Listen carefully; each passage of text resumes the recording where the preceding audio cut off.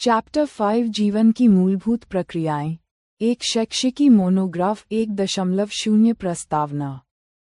जीवन को परिभाषित करना 1.1 भूमिका सजीव और निर्जीव के बीच अंतर करना जीव विज्ञान की एक मौलिक चुनौती है। सामान्यतः हम गति को जीवन के प्रमाण के रूप में देखते हैं, एक दौड़ता हुआ कुत्ता, जुगाली करती हुई गाय, या समय के साथ बढ़ता हुआ पौधा। यद्यपि ये सभी जीवन के स्पष्ट संकेत हैं, किंतु केवल दृश्यमान गति ही जीवन को परिभाषित करने के लिए पर्याप्त नहीं है। एक सोता हुआ जानवर या एक ऐसा पौधा जिसकी वृद्धि रुक गई हो, वह भी सजीव है। जीवन की सच्ची परिभाषा इससे कहीं अधिक सूक्ष्म है और आणविक स्तर पर होने वाली अदृश्य गतियों में निहित है। ये आणविक गतियां ही वे आधारभूत क्रियाएं हैं जो किसी भी जीव को जीवित रखती हैं, भले ही वह बाह्य रूप से स्थिर क्यों न दिखाई दे। इस परिभाषा की जटिलता का सबसे उत्कृष्ट उदाहरण विषाणु, वायरस है, जिसके अंदर आणविक गति तब तक नहीं होती जब तक वह किसी कोशिका को संक्रमित न कर दे। ये तथ्य एक स्थायी वैज्ञानिक विवाद को जन्म देता है कि क्या विषाणु वास्तव में सजीव हैं, जो जीवन को परिभाषित करने की मूलभूत चुनौती को रेखांकित करता है। 1.2 आणविक गति का महत्व जीवन को बनाए रखने के लिए आणविक गति अपरिहार्य है। प्रत्येक सजीव एक सुसंगठित एवं सुव्यवस्थित संरचना है, जिसमें ऊतक, कोशिकाएं और कोशिकाओं के भीतर छोटे घटक होते हैं। ये संगठित व्यवस्था पर्यावरण के प्रभावों के कारण समय के साथ स्वाभाविक रूप से विघटित होने लगती है। यदि इस व्यवस्था को बनाए न रखा जाए, तो जीव अधिक समय तक जीवित नहीं रह सकता। इसलिए जीवों को निरंतर मरम्मत और अनुरक्षण, मेंटेनेंस, की आवश्यकता होती है। ये सतत अनुरक्षण, जो एक स्थिर आंतरिक वातावरण बनाए रखता है, समस्थापन, होमियोस्टेसिस नामक जैविक सिद्धांत का मूल है। चूंकि ये सभी संरचनाएं अणुओं से बनी होती हैं, इसलिए इन अणुओं को लगातार गतिशील बनाए रखना आवश्यक है ताकि मरम्मत और रखरखाव का कार्य चलता रहे। यही अदृश्य आणविक गति जीवन का सार है, जो जीव को विघटन से बचाती है। 1.3 जैव प्रक्रम का परिचय। जैव प्रक्रम, लाइफ प्रोसेसेस, उन सभी प्रक्रियाओं के लिए एक सम्मिलित शब्द है जो जीवों में इस अनुरक्षण कार्य को संपादित करती हैं। ये प्रक्रियाएं निरंतर चलती रहती हैं, यहाँ तक कि जब जीव आराम कर रहा हो या सो रहा हो, तब भी। क्षति और टूट-फूट को रोकने के लिए यह अनुरक्षण कार्य अनिवार्य है। पोषण, श्वसन, वहन और उत्सर्जन जैसे प्रक्रम सम्मिलित रूप से जैव प्रक्रम कहलाते हैं, जो जीवन को संभव बनाते हैं। 1.4 निष्कर्ष और संक्रमण। जीवन को बनाए रखने वाली इन सभी अनुरक्षण प्रक्रियाओं को ऊर्जा की आवश्यकता होती है। यह ऊर्जा जीव अपने बाहरी वातावरण से प्राप्त करता है, जो हमें जीवन के पहले और सबसे महत्वपूर्ण जैव प्रक्रम, पोषण, की ओर ले जाता है। 2.0 पोषण। जीवन के लिए ऊर्जा और पदार्थ प्राप्त करना। 2.1 भूमिका। पोषण वह प्रक्रिया है जिसके द्वारा कोई जीव अपने शरीर के विकास, मरम्मत और अन्य जीवन प्रक्रियाओं को बनाए रखने के लिए बाहरी स्रोतों से ऊर्जा और कच्चे माल की आपूर्ति सुनिश्चित करता है। चूंकि पृथ्वी पर जीवन कार्बन आधारित अणुओं पर निर्भर है, अधिकांश खाद्य पदार्थ भी कार्बन आधारित होते हैं। इन पदार्थों को ग्रहण करना और उन्हें शरीर के लिए उपयोगी रूप में परिवर्तित करना पोषण का रणनीतिक महत्व है। यह ऊर्जा का वह स्रोत है जो अन्य सभी जैव प्रक्रमों को संचालित करता है। 2.2 पोषण के प्रकार। जीवों में ऊर्जा और पदार्थ प्राप्त करने की विधियां भिन्न भिन्न होती हैं, जिन्हें मुख्य रूप से 2 प्रकारों में वर्गीकृत किया जा सकता है। स्वपोषी पोषण, ऑटोट्रोफिक न्यूट्रिशन। इस विधि में जीव अपना भोजन स्वयं बनाते हैं।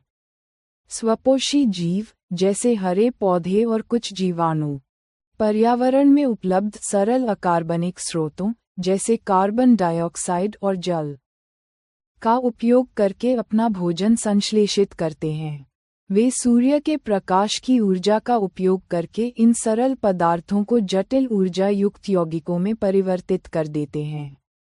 विषमपोषी पोषण, हेटेरोट्रॉफिक न्यूट्रिशन। इस विधि में जीव अपने भोजन के लिए अन्य जीवों पर निर्भर रहते हैं। विषमपोषी जीव, जैसे जंतु और कवक, अपनी उत्तरजीविता के लिए प्रत्यक्ष या परोक्ष रूप से स्वपोषियों द्वारा तैयार किए गए भोजन पर आश्रित होते हैं। वे जटिल खाद्य पदार्थों को ग्रहण करते हैं और उन्हें एंजाइम नामक जैव उत्प्रेरकों की सहायता से सरल, अवशोषण योग्य पदार्थों में तोड़ते हैं। 2.3 स्वपोषी पोषण। प्रकाश संश्लेषण की प्रक्रिया 2.3.1 प्रक्रिया का अवलोकन स्वपोषी जीवों की कार्बन और ऊर्जा की आवश्यकताएं प्रकाश संश्लेषण द्वारा पूरी होती हैं। यह वह प्रक्रम है जिसमें स्वपोषी जीव सूर्य के प्रकाश और क्लोरोफिल की उपस्थिति में कार्बन डाइऑक्साइड और जल को कार्बोहाइड्रेट में परिवर्तित कर देते हैं। ये कार्बोहाइड्रेट पौधों को ऊर्जा प्रदान करने के लिए उपयोग होता है। जो कार्बोहाइड्रेट तुरंत उपयोग नहीं होता, उसे मंड, स्टार्च के रूप में संचित कर लिया जाता है, जो एक आंतरिक ऊर्जा भंडार के रूप में कार्य करता है। इसी प्रकार मनुष्यों में भोजन से प्राप्त अतिरिक्त ऊर्जा ग्लाइकोजन के रूप में संचित होती है। 2.3.2 प्रकाश संश्लेषण के चरण। प्रकाश संश्लेषण की प्रक्रिया के दौरान निम्नलिखित 3 प्रमुख घटनाएं होती हैं। 1. क्लोरोफिल द्वारा प्रकाश ऊर्जा का अवशोषण। 2. प्रकाश ऊर्जा का रासायनिक ऊर्जा में रूपांतरण तथा जल अणुओं का हाइड्रोजन और ऑक्सीजन में अपघटन। 3. कार्बन डाइऑक्साइड का कार्बोहाइड्रेट में अपचयन। यह आवश्यक नहीं है कि ये चरण तत्काल एक के बाद एक हों। उदाहरण के लिए, मरुस्थलीय पौधे रात्रि में कार्बन डाइऑक्साइड लेते हैं और एक मध्यस्थ उत्पाद बनाते हैं, जिस पर दिन में क्लोरोफिल द्वारा अवशोषित प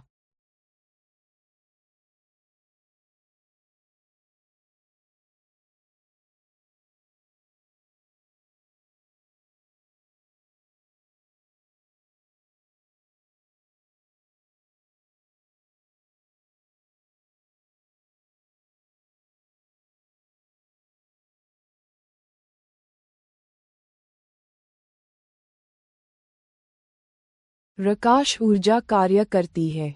2.3.3 आवश्यक घटक। पौधों को प्रकाश संश्लेषण के लिए आवश्यक कच्ची सामग्री विभिन्न स्रोतों से प्राप्त होती है। गैसों का आदान प्रदान। पौधे पत्तियों की सतह पर मौजूद सूक्ष्म छिद्रों, जिन्हें रंध्र, स्टोमेटा कहते हैं, के माध्यम से कार्बन डाइऑक्साइड प्राप्त करते हैं। जल और खनिज। स्थलीय पौधे जड़ों द्वारा मिट्टी से जल और अन्य खनिज जैसे नाइट्रोजन, फास्फोरस, लोहा, आयन तथा मैग्नीशियम का अवशोषण करते हैं। नाइट्रोजन प्रोटीन और अन्य यौगिकों के संश्लेषण के लिए एक आवश्यक तत्व है। रंध्रों का नियंत्रण। रंध्रों का खुलना और बंद होना द्वार कोशिकाओं, गार्ड सेल्स, द्वारा नियंत्रित होता है। जब द्वार कोशिकाओं में जल अंदर जाता है, तो वे फूल जाती हैं और रंध्र खुल जाता है। जब वे सिकुड़ती हैं, तो छिद्र बंद हो जाता है, जिससे जल की हानि को रोका जा सके। 2.4 विषमपोषी पोषण। विविध रणनीतियां। 2.4.1 पोषण की विविधता। विषमपोषी जीवों में पोषण की विधि भोजन के स्वरूप और उपलब्धता के आधार पर भिन्न होती है। यदि भोजन का स्रोत अचल है, जैसे घास, तो उसे ग्रहण करने का तरीका गतिशील स्रोत, जैसे हिरण, को पकड़ने के तरीके से अलग होगा। जीवों द्वारा भोजन ग्रहण करने और उसके उपयोग की अनेक युक्तियां हैं। कुछ जीव, जैसे फफूंदी और यीस्ट, भोज्य पदार्थों का विघटन शरीर के बाहर ही कर देते हैं और फिर पोषक तत्वों का अवशोषण करते हैं। अधिकांश जीव संपूर्ण भोज्य पदार्थ को शरीर के अंदर ले जाते हैं और उसका पाचन आंतरिक रूप से करते हैं। परजीवी पोषण, पैरासिटिक न्यूट्रिशन। कुछ जीव अन्य जीवों, मेजबान, को बिना मारे उनसे पोषण प्राप्त करते हैं। ये पोषण युक्ति अमरबेल, कस्कुटर, किल्मी, टिक्स, जूं, लाइस, लीच, लीचर्स और फीताकृमि, टेपवर्म्स जैसे जीवों द्वारा प्रयुक्त होती है।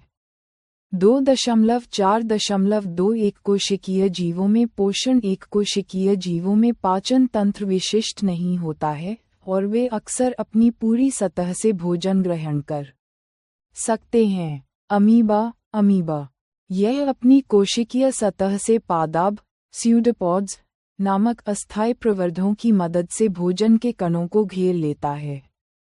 यह एक खाद्य रिक्तिका, फूड वैक्यूल, का निर्माण करता है, जिसके अंदर जटिल पदार्थों को सरल पदार्थों में तोड़ा जाता है और वे कोशिकाद्रव्य में विसरित हो जाते हैं। पैरामीशियम, इसका एक निश्चित आकार और भोजन ग्रहण करने का एक विशिष्ट स्थान होता है। पक्ष्माभ, सिलिया, जो कोशिका की पूरी सतह को ढके होते हैं, अपनी गति द्वारा भोजन को उस स्थान तक पहुंचाते हैं। 2.4.3 मनुष्य में पोषण। मनुष्यों में एक जटिल पाचन तंत्र होता है जिसे आहार नाल कहते हैं, जो मुंह से गुदा तक फैली एक लंबी नली है। आहार नाल ये भोजन के पाचन, अवशोषण और अपशिष्ट के निष्कासन का मार्ग है। मुंह पाचन की शुरुआत मुंह में ही हो जाती है। दांत भोजन को छोटे छोटे टुकड़ों में चबाते हैं। लार ग्रंथियों से निकलने वाली लार में लार एमाइलेज, सैलिवरी एमिलेज नामक एंजाइम होता है, जो मंड, स्टार्च जैसे जटिल अणु को सरल शर्करा में खंडित कर देता है। आमाशय भोजन ग्रसिका से होकर आमाशय में पहुंचता है। आमाशय की भित्ति में मौजूद जठर ग्रंथियां हाइड्रोक्लोरिक अम्ल, पेप्सिन एंजाइम और श्लेष्मा का स्राव करती हैं। हाइड्रोक्लोरिक अम्ल एक अम्लीय माध्यम तैयार करता है जो पेप्सिन की क्रिया में सहायक होता है, जबकि श्लेष्मा आमाशय के आंतरिक अस्तर की अम्ल से रक्षा करता है। क्षुद्रांत्र, छोटी आंत, यह आहार नाल का सबसे लंबा भाग है और कार्बोहाइड्रेट, प्रोटीन तथा वसा के पूर्ण पाचन का स्थल है। यहाँ यकृत से स्रावित पित्त रस और अग्न्याशय से स्रावित ट्रिप्सिन, प्रोटीन के लिए, और लाइपेज, वसा के लिए, जैसे एंजाइम आते हैं। पित्त लवण वसा की बड़ी गोलिकाओं को छोटी गोलिकाओं में खंडित करते हैं, जिसे इमल्सीकरण कहते हैं, जिससे एंजाइमों की क्रियाशीलता बढ़ जाती है। क्षुद्रांत्र की भित्ति में ग्रंथियां होती हैं जो आंत्र रस, इंटेस्टिनल जूस, स्रावित करती हैं। इसमें उपस्थित एंजाइम अंत में प्रोटीन को अमीनो अम्ल में, जटिल कार्बोहाइड्रेट को ग्लूकोज में तथा वसा को वसा अम्ल और ग्लिसरॉल में परिवर्तित कर देते हैं। अवशोषण क्षुद्रांत्र के आंतरिक अस्तर पर उंगली जैसे अनेक प्रवर्ध होते हैं, जिन्हें दीर्घरोम, विली कहते हैं। ये पचे हुए भोजन के अवशोषण के लिए सतही क्षेत्रफल को बढ़ा देते हैं। दीर्घरोम में रुधिर वाहिकाओं का जाल होता है जो भोजन को अवशोषित करके शरीर की प्रत्येक कोशिका तक पहुंचाता है। बृहदांत्र, बड़ी आंत और गुदा, बिना पचा भोजन बृहदांत्र में भेज दिया जाता है, जहां अतिरिक्त जल का अवशोषण हो जाता है।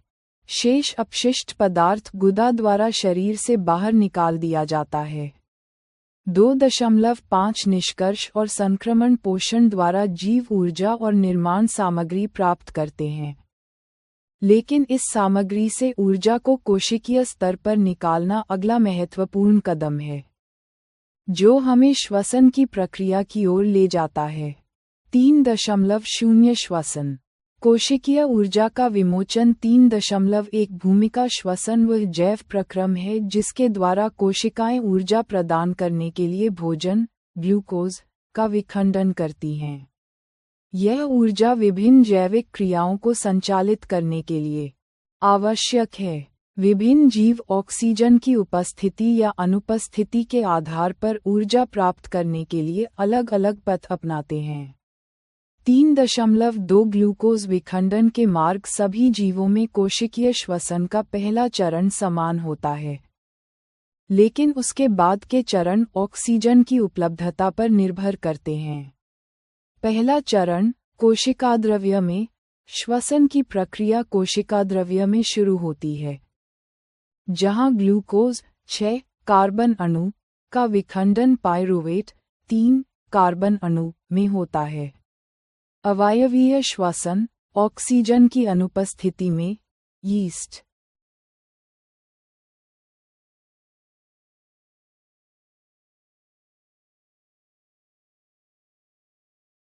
जैसे जीवों में किण्वन फर्मेंटेशन के दौरान पाइरूवेट इथेनॉल और कार्बन डाइऑक्साइड में परिवर्तित हो जाता है। इस प्रक्रिया को अवायवीय श्वसन कहते हैं। पेशी कोशिकाओं में मार्ग ऑक्सीजन का अभाव।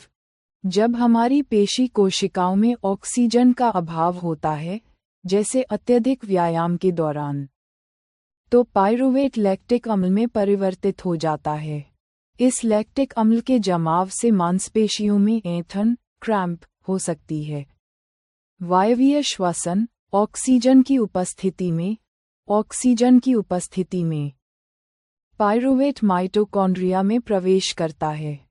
यहाँ इसका पूर्ण विखंडन कार्बन डाइऑक्साइड और जल में हो जाता है।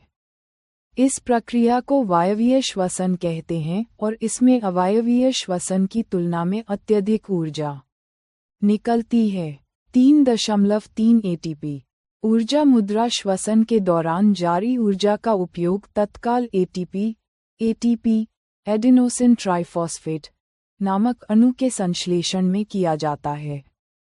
एडीपी और अकार्बनिक फॉस्फेट से एटीपी का निर्माण होता है।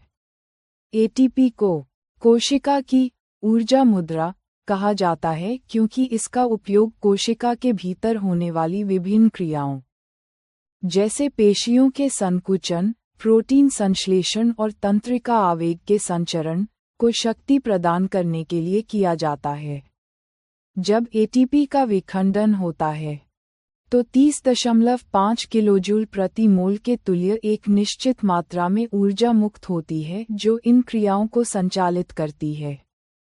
3.4 जीवों में गैसों का विनिमय 3.4.1 पौधों में श्वसन पौधे रंध्रों के माध्यम से गैसों का आदान प्रदान करते हैं। दिन के समय श्वसन में निकली कार्बन डाइऑक्साइड प्रकाश संश्लेषण में प्रयुक्त हो जाती है, इसलिए ऑक्सीजन का निकलना मुख्य घटना है।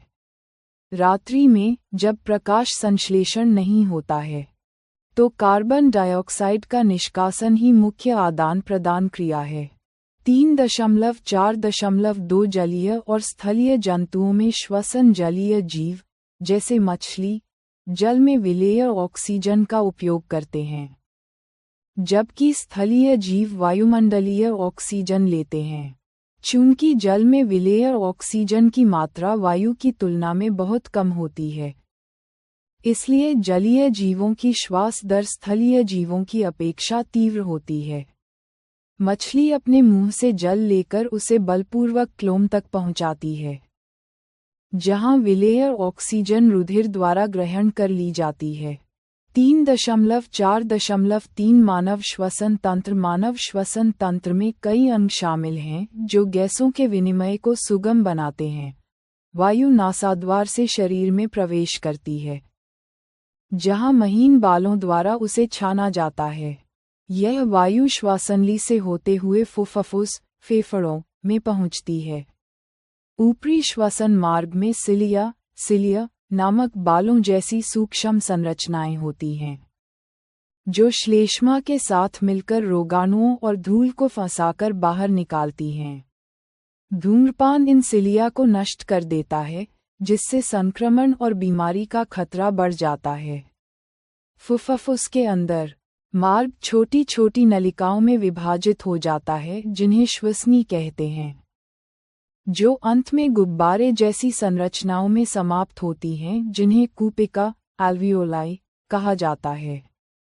कूपिका एक विस्तृत सतह प्रदान करती है जहां गैसों का विनिमय होता है। इनकी भित्ति में रुधिर वाहिकाओं का एक सघन जाल होता है। जब हम श्वास अंदर लेते हैं तो पसलियां ऊपर उठती हैं और डायाफ्राम चपटा हो जाता है, जिससे वक्षगुहिका बड़ी हो जाती है और वायु फेफड़ों में भर जाती है। यहीं पर रुधिर से कार्बन डाइऑक्साइड कूपिका में विसरित होती है और कूपिका की वायु से ऑक्सीजन रुधिर में चली जाती है। 3.5 निष्कर्ष और संक्रमण श्वसन द्वारा प्राप्त ऑक्सीजन और पोषण द्वारा प्राप्त पोषक तत्वों को केवल फेफड़ों या आंत में रखना पर्याप्त नहीं है। इन्हें शरीर की प्रत्येक कोशिका तक पहुंचाया जाना चाहिए। यह आवश्यकता हमें एक कुशल वहन प्रणाली की ओर ले जाती है। 4.0 वहन। शरीर के भीतर पदार्थों का परिवहन 4.1 भूमिका बड़े बहुकोशिकीय जीवों में, जहां अधिकांश कोशिकाएं पर्यावरण के सीधे संपर्क में नहीं होती, केवल विसरण डिफ्यूजन द्वारा ऑक्सीजन, भोजन और अन्य पदार्थों की आपूर्ति अपर्याप्त है। इन पदार्थों को एक स्थान से दूसरे स्थान तक शीघ्रता से पहुंचाने के लिए एक विशेष परिवहन प्रणाली की आवश्यकता होती है, जिसे वहन तंत्र कहा जाता है। 4.2 मानव में वहन परिसंचरण तंत्र। 4.2.1 रुधिर ब्लड। रुधिर एक तरल संयोजी ऊतक है जो वहन का माध्यम है। इसके मुख्य घटक हैं प्लाज्मा, ये तरल माध्यम है जो भोजन, कार्बन डाइऑक्साइड और नाइट्रोजनी वजय पदार्थों का परिवहन करता है। लाल रुधिर कणिकाएं RBCs, इनमें हीमोग्लोबिन नामक श्वसन वर्णक होता है, जो ऑक्सीजन के लिए उच्च बंधुता रखता है और इसे फेफड़ों से शरीर के ऊतकों तक ले जाता है। प्लेटलेट्स, ये कोशिकाएं रक्तस्राव के स्थान पर रुधिर का थक्का बनाकर मार्ग को अवरुद्ध कर देती हैं और रक्त की हानि को रोकती हैं। 4.2.2 हृदय द हार्ट। हृदय एक पेशीय पंप है जो पूरे शरीर में रुधिर को प्रवाहित करता है। मानव हृदय 4 कोष्ठों में विभाजित होता है, 2 अलिंद एट्रिया और 2 निलय वेंट्रिकल्स। ये बंटवारा ऑक्सीजनित और विऑक्सीजनित रुधिर को मिलने से रोकता है, जिससे शरीर को ऑक्सीजन की उच्च दक्षतापूर्ण आपूर्ति सुनिश्चित होती है। फुफ्फुस से ऑक्सीजन प्रचुर रुधिर बाएं अलिंद में आता है, फिर बाएं निलय में, और वहां से पूरे शरीर में पंप कर दिया जाता है। शरीर से विऑक्सीजनित रुधिर दाएं अलिंद में आता है, फिर दाएं निलय में, और वहां से ऑक्सीजनित होने के लिए फुफ्फुस में भेजा जाता है। इस प्रक्रिया को दोहरा परिसंचरण कहते हैं क्योंकि प्रत्येक चक्र में रुधिर 2 बार हृदय से होकर गुजरता है। ये 4 कोष्ठों वाला हृदय एक महत्वपूर्ण विकासवादी अनुकूलन है। मछली में केवल 2 कोष्ठों वाला हृदय होता है जो रुधिर को क्लोम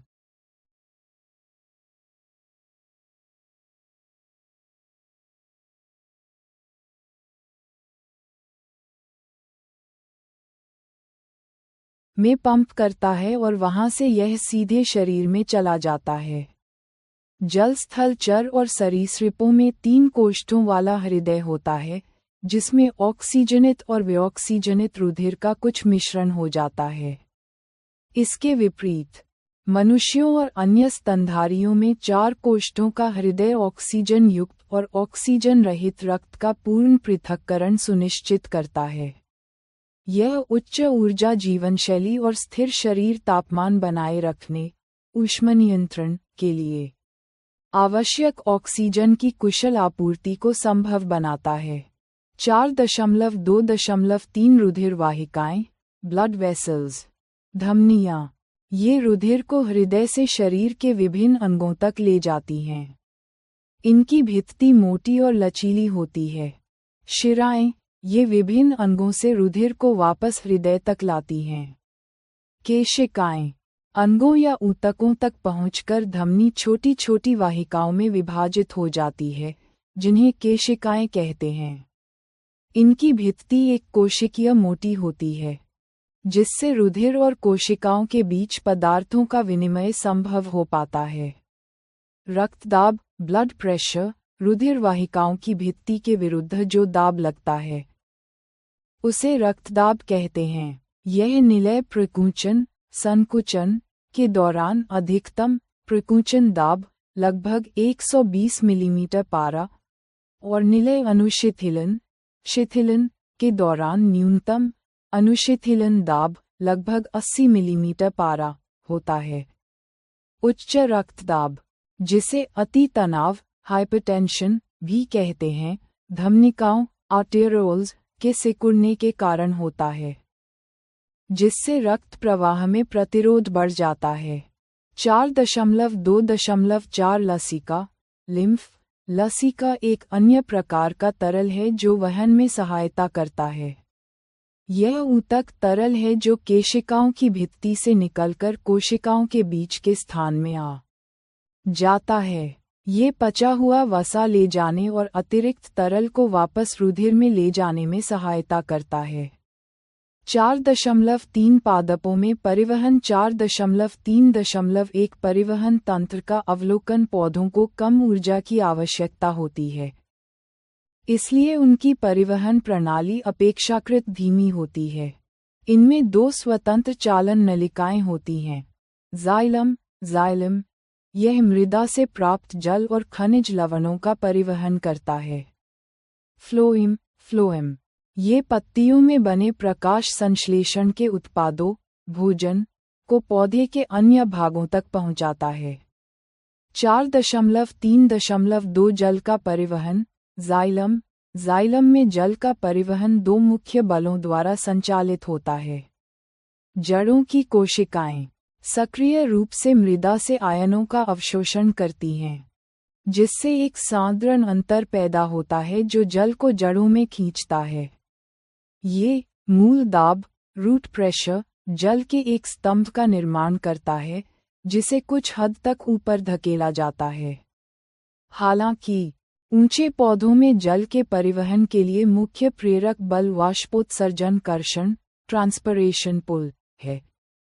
पत्तियों के रंध्रों से जल के वाष्पीकरण वाष्पोत्सर्जन के कारण एक चूषण बल उत्पन्न होता है, जो जाइलम में जल के अविच्छिन्न स्तंभ को ऊपर की ओर खींचता है, ठीक उसी तरह जैसे स्ट्रॉ से तरल खींचा जाता है। 4.3.3 भोजन का परिवहन। फ्लोएम प्रकाश संश्लेषण के विलेय उत्पादों को पत्तियों स्रोत से पौधे के भंडारण अंगों और वृद्धि वाले क्षेत्रों सिंक तक पहुंचाता है। ऊर्जा का उपयोग करके होने वाली इस प्रक्रिया को स्थानांतरण ट्रांसलोकेशन कहते हैं। 4.4 निष्कर्ष और संक्रमण पोषण। श्वसन और वहन जैसी चयापचय प्रक्रियाओं के परिणामस्वरूप कुछ ऐसे उपोत्पाद भी बनते हैं जो शरीर के लिए न केवल अनुपयोगी बल्कि हानिकारक भी हो सकते हैं। इन अपशिष्ट पदार्थों को शरीर से बाहर निकालना अनिवार्य है, जो हमें अंतिम महत्वपूर्ण जैव प्रक्रम उत्सर्जन की ओर ले जाता है। 5.0 उत्सर्जन। चयापचयी अपशिष्ट का निष्कासन 5.1 भूमिका और परिभाषा। उत्सर्जन वह जैविक प्रक्रिया है जिसके द्वारा जीवों के शरीर में चयापचय क्रियाओं, जैसे ऊर्जा उत्पादन, के दौरान उत्पन्न हानिकारक अपशिष्ट उत्पादों को बाहर निकाला जाता है। यदि इन अपशिष्ट पदार्थों को शरीर में जमा होने दिया जाए, तो वे विषाक्त हो सकते हैं और जीव को हानि पहुंचा सकते हैं। इसलिए इनका निष्कासन जीवन को बनाए रखने के लिए अत्यंत आवश्यक है। 5.2 बहुकोशिकीय जीवों में आवश्यकता एक कोशिकीय जीव अपने अपशिष्ट पदार्थों को विसरण द्वारा सीधे पर्यावरण में छोड़ सकते हैं, लेकिन बहुकोशिकीय जीवों में ऐसा संभव नहीं है। उनके शरीर की जटिल संरचना के कारण उन्हें अपशिष्ट को कोशिकाओं से उत्सर्जन ऊतक तक पहुंचाने के लिए एक विशिष्ट उत्सर्जन प्रणाली और एक परिवहन तंत्र की आवश्यकता होती है। ये सुनिश्चित करता है कि शरीर की प्रत्येक कोशिका से हानिकारक पदार्थों को एकत्र कर कुशलतापूर्वक बाहर निकाला जा सके। 5.3 मोनोग्राफ का समापन जीवन कोई एक अकेली प्रक्रिया नहीं है, बल्कि पोषण, श्वसन, वहन और उत्सर्जन जैसे अनेक परस्पर निर्भर जैव प्रक्रमों का एक जटिल और समन्वित तंत्र है। पोषण ऊर्जा और कच्चा माल प्रदान करता है। श्वसन उस ऊर्जा को मुक्त करता है। वहन इन पदार्थों को शरीर की प्रत्येक कोशिका तक पहुंचाता है और अपशिष्ट को दूर ले जाता है। और उत्सर्जन उन हानिकारक अपशिष्टों को शरीर से बाहर निकालता है। इन सभी प्रणालियों का एक साथ मिलकर सामंजस्यपूर्ण ढंग से काम करना ही किसी भी जीव को जीवित और क्रियाशील बनाए रखता है, जो जीवन की अद्भुत जटिलता और दक्षता को दर्शाता है। जैव प्रक्रम एक ब्रीफिंग दस्तावेज। कार्यकारी सारांश। ये दस्तावेज सजीवों में जीवन को बनाए रखने वाली मूलभूत जैविक प्रक्रियाओं, जिन्हें सामूहिक रूप से जैव प्रक्रम कहा जाता है, का एक व्यापक संश्लेषण प्रस्तुत करता है। जीवन को परिभाषित करने वाला मूल लक्षण दृश्यमान गति के बजाय आणविक स्तर पर होने वाली निरंतर गति है। सजीवों की सुसंगठित संरचनाएं, जैसे कोशिकाएं और ऊतक, पर्यावरणीय प्रभावों के कारण लगातार विघटित होती रहती हैं, जिससे निरंतर मरम्मत और अनुरक्षण मेंटेनेंस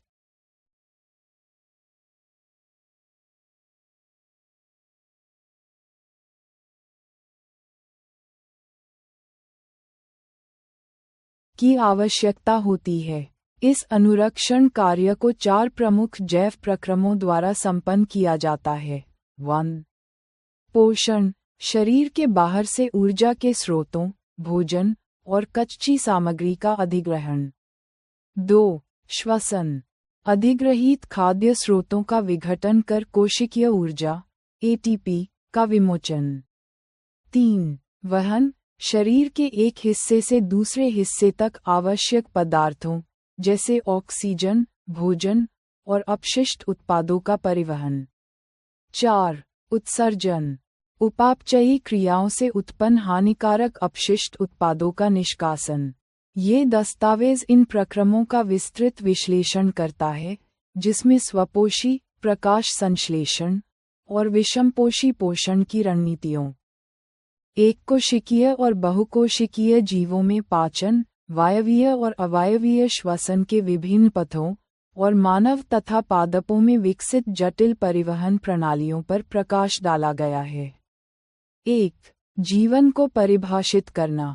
आणविक गति और अनुरक्षण सजीव और निर्जीव के बीच अंतर करने का पारंपरिक आधार गति है। दौड़ना, जुगाली करना या सांस लेना जैसे दृश्यमान लक्षण जीवन के स्पष्ट प्रमाण हैं। हालांकि जीवन को परिभाषित करने के लिए केवल स्थूल गतियां अपर्याप्त हैं। पौधे जिनमें वृद्धि परिलक्षित नहीं होती या सो रहे जानवर भी सजीव हैं। जीवन का वास्तविक और आवश्यक लक्षण अदृश्य, आणविक स्तर पर होने वाली गतियां हैं। आणविक गति की अनिवार्यता, सजीवों की संरचनाएं, कोशिकाएं, ऊतक सुसंगठित होती हैं, जो अणुओं से बनी होती हैं। पर्यावरण के प्रभाव से यह संगठित संरचना विघटित होती रहती है। यदि यह व्यवस्था टूट जाती है, तो जीव जीवित नहीं रह पाएगा। इसलिए इन संरचनाओं की मरम्मत और अनुरक्षण के लिए अणुओं को लगातार गतिशील बनाए रखना आवश्यक है। विषाणुओं का विवाद। विषाणुओं में आणविक गति तब तक नहीं होती जब तक वे किसी कोशिका को संक्रमित नहीं करते। इसी कारण यह विवाद बना हुआ है कि वे वास्तव में सजीव हैं या नहीं।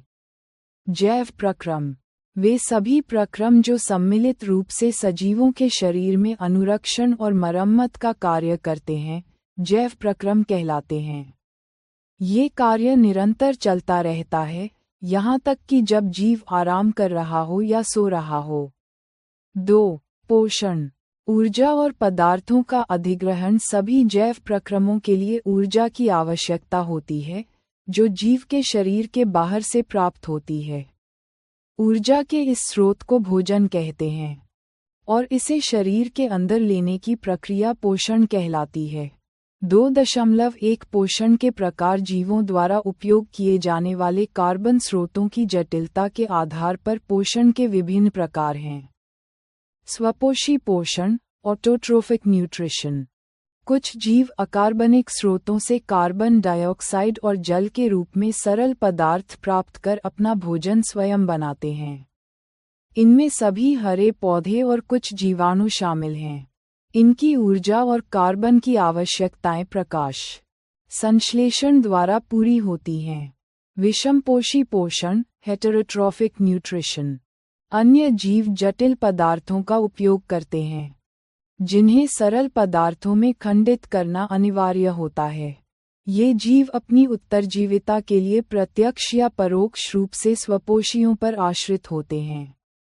जंतु और कवक इसी श्रेणी में आते हैं। 2.2 स्वपोषी पोषण। प्रकाश संश्लेषण। प्रकाश संश्लेषण वह प्रक्रम है जिसमें स्वपोषी जीव सूर्य के प्रकाश और क्लोरोफिल की उपस्थिति में बाहर से लिए गए पदार्थों, कार्बन डाइऑक्साइड और जल, को ऊर्जा संचित रूप, कार्बोहाइड्रेट, में परिवर्तित करते हैं। प्रकाश संश्लेषण की प्रमुख घटनाएं। 1. क्लोरोफिल द्वारा प्रकाश ऊर्जा को अवशोषित करना। 2.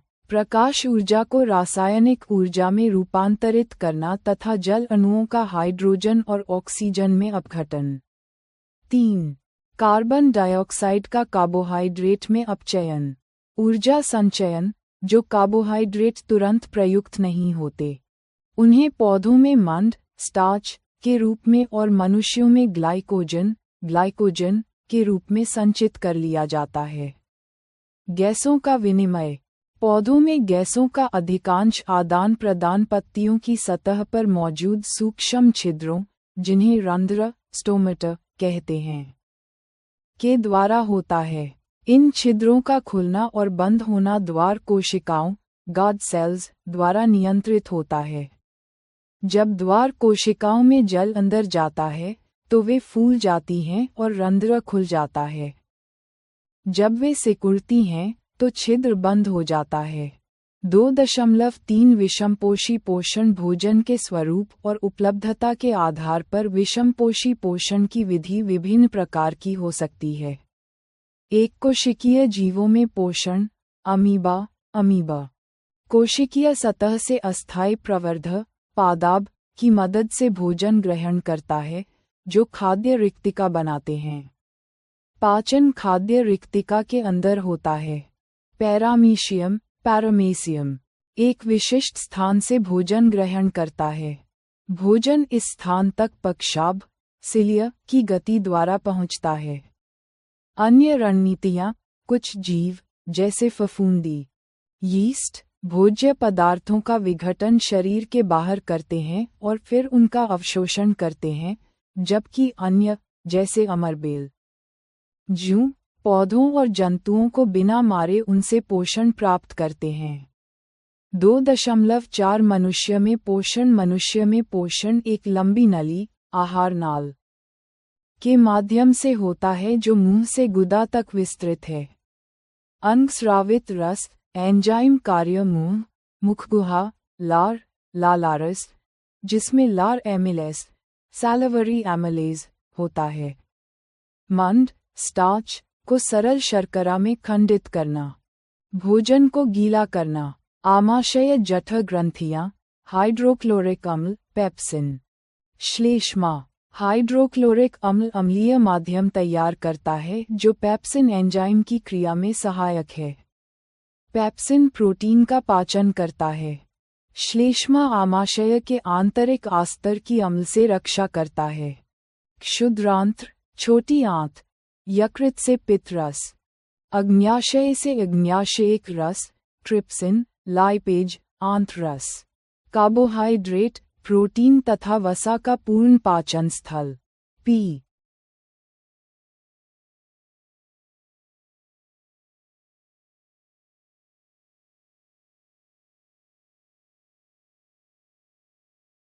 अत रस वसा का इमल्सीकरण करता है। ट्रिप्सिन प्रोटीन को पचाता है और लाइपेज वसा को पचाता है। अंतिम उत्पाद ग्लूकोज, अमीनो अम्ल, वसा अम्ल और ग्लिसरॉल, यकृत, लिवर, पित्त रस, बाइल जूस भोजन को क्षारीय बनाता है और वसा की बड़ी गोलिकाओं को छोटी गोलिकाओं में खंडित, इमल्सीकरण करता है। अग्न्याशय, पैंक्रियास, अग्न्याशयिक रस, ट्रिप्सिन, लाइपेज, प्रोटीन और इमल्सीकृत वसा का पाचन करता है। बृहदांत्र, बड़ी आंत, कोई एंजाइम नहीं, बिना पचे भोजन से जल का अवशोषण। अवशोषण, पचा हुआ भोजन क्षुद्रांत्र के आंतरिक आस्तर पर मौजूद उंगली जैसे प्रवर्धों, जिन्हें दीर्घरोम, विली कहते हैं, द्वारा अवशोषित कर लिया जाता है। ये अवशोषण के लिए सतही क्षेत्रफल बढ़ा देते हैं। 3.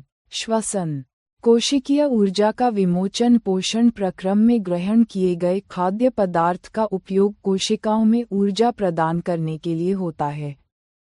इस प्रक्रिया को श्वसन कहते हैं। इसका पहला चरण ग्लूकोज 6 कार्बन अणु का पाइरूवेट 3 कार्बन अणु में विखंडन है, जो कोशिका द्रव्य में होता है।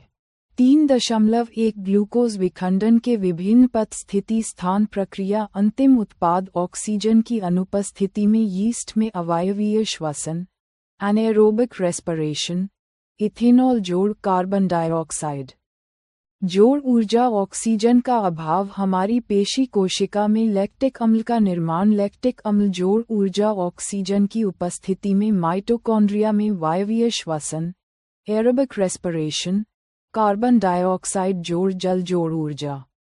ऊर्जा मुद्रा, वायवीय श्वसन में ऊर्जा का मोचन अवायवीय श्वसन की अपेक्षा बहुत अधिक होता है। कोशिकीय श्वसन द्वारा मोचित ऊर्जा तत्काल ही एटीपी नामक अणु के संश्लेषण में प्रयुक्त हो जाती है, जो कोशिका की अन्य क्रियाओं के लिए ईंधन का काम करता है। 3.2 जीवों में गैसों का विनिमय। जलीय जीव जल में विलेय ऑक्सीजन का उपयोग करते हैं। चूंकि जल में विलेय ऑक्सीजन की मात्रा वायु की तुलना में बहुत कम होती है, इसलिए जलीय जीवों की श्वास दर स्थलीय जीवों की अपेक्षा द्रुत तेज होती है। मछली क्लोम गिल्स द्वारा श्वसन करती है। स्थलीय जीव वायुमंडलीय ऑक्सीजन का उपयोग करते हैं। इनमें श्वसन के लिए फुफ्फुस, लंग्स जैसे विशिष्ट अंग होते हैं। 3.3 मानव श्वसन तंत्र वायु नासाद्वार से शरीर में प्रवेश करती है और फुफ्फुस फेफड़ों तक पहुंचती है। मार्ग, नासाद्वार ग्रसनी कंठ श्वासनली श्वसनी श्वसनिका कूपिका एल्वियोलाई। ये गुब्बारे जैसी रचनाएं हैं जो गैसों के विनिमय के लिए एक विस्तृत सतह उपलब्ध कराती हैं। इनकी भित्ति में रुधिर वाहिकाओं का जाल होता है। ऑक्सीजन का परिवहन, श्वसन वर्णक हीमोग्लोबिन, जो लाल रुधिर कणिकाओं में उपस्थित होता है, ऑक्सीजन के लिए उच्च बंधुता रखता है और इसे फेफड़ों से शरीर के उन ऊतकों तक पहुंचाता है जहां ऑक्सीजन की कमी है। कार्बन डाइऑक्साइड का परिवहन, ये जल में अधिक विलेय है, इसलिए इसका परिवहन रुधिर में विलेय अवस्था में होता है। 4. वहन, पदार्थों का परिवहन बहुकोशिकीय जीवों में, जहां सभी कोशिकाएं पर्यावरण के सीधे संपर्क में नहीं होती, वहां भोजन, ऑक्सीजन और अन्य आवश्यक पदार्थों को सभी कोशिकाओं तक पहुंचाने तथा अपशिष्ट पदार्थों को हटाने के लिए एक वहन तंत्र की आवश्यकता होती है। 4.1 मानव में वहन, परिसंचरण तंत्र मानव में वहन का कार्य रुधिर द्वारा किया जाता है, जो एक तरल संयोजी ऊतक है। हृदय, हार्ट, एक पेशीय पंप जो रुधिर को पूरे शरीर में भेजता है। ये 4 कोष्ठों में बटा होता है: दायां अलिंद, बायां अलिंद, दायां निलय, बायां निलय। ये बंटवारा ऑक्सीजनित और विऑक्सीजनित रुधिर को मिलने से रोकता है, जिससे शरीर को ऑक्सीजन की उच्च दक्षतापूर्ण आपूर्ति सुनिश्चित होती है। दोहरा परिसंचरण, डबल सर्कुलेशन। प्रत्येक चक्र में रुधिर 2 बार हृदय में जाता है। फुफ्फुस से ऑक्सीजन प्रचुर रुधिर हृदय के बाएं अलिंद में आता है। फिर बाएं निलय से शरीर में पंप होता है। शरीर से विऑक्सीजनित रुधिर दाएं अलिंद में आता है और फिर दाएं निलय से ऑक्सीजनित होने के लिए फुफ्फुस में भेजा जाता है। रुधिर वाहिकाएं, धमनी, आर्टरी, रुधिर को हृदय से शरीर के विभिन्न अंगों तक ले जाती है। शिरा, वेन, रुधिर को विभिन्न अंगों से एकत्र करके वापस हृदय में लाती है। प्लेटलेट्स, ये कोशिकाएं रक्तस्राव के स्थान पर रुधिर का थक्का बनाकर मार्ग को अवरुद्ध कर देती हैं। लसिका, लिम्फ, यह एक ऊतक तरल है जो वहन में सहायता करता है और अतिरिक्त तरल को बाह्य कोशिकीय अवकाश से वापस रुधिर में ले जाता है। 4.2 पादपों में परिवहन पादपों में धीमी वहन तंत्र प्रणाली होती है क्योंकि वे प्रचलन नहीं करते और उनके कई ऊतकों में मृत कोशिकाएं होती हैं। जाइलम, मृदा से प्राप्त जल और खनिज लवणों का जड़ों से पत्तियों तक वहन करता है। यह एक सतत जल स्तंभ का निर्माण करता है जो लगातार ऊपर की ओर धकेला जाता है। फ्लोएम, पत्तियों में प्रकाश संश्लेषण द्वारा बने उत्पादों, भोजन को पौधे के अन्य भागों तक पहुंचाता है।